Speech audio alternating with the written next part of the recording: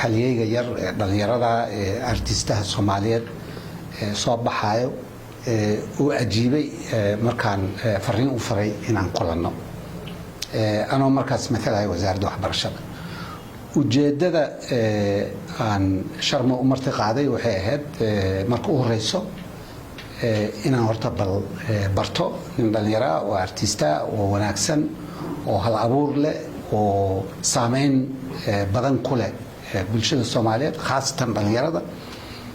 inuu yahay horta inaan dadka ka barto aan isbarano marka labaad in aan uga hiiliyo muxuu ahaa warka suuqa loo geliyay oo ah inuu sabab u ahaa imtixaanaadkii dhacay sharma mas'uulka ahaa taas fikir xun buu ahaa fiican ma ahayn waxayna ahayd mid runtii dhaawici karto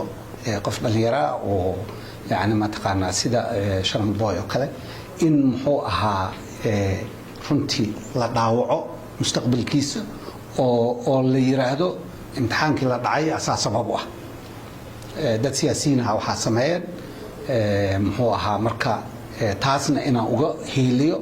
وان شيء إنه سن وحاس وسن سامين كلهن بل سدنا عكله لا يا إنه سامين كياشو محوها أرض إنه نيدي سوى نكسنادو وما تقعنا وهاجو تاسنا قصدي جوينا هاد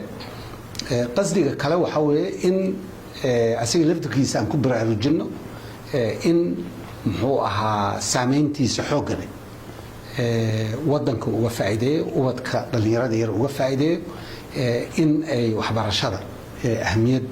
وين لا وكبر على الجيو sidoo asiga oo arday wanaagsan oo soo aha ma taqaana ama hadda uu yahay in muxuu ahaa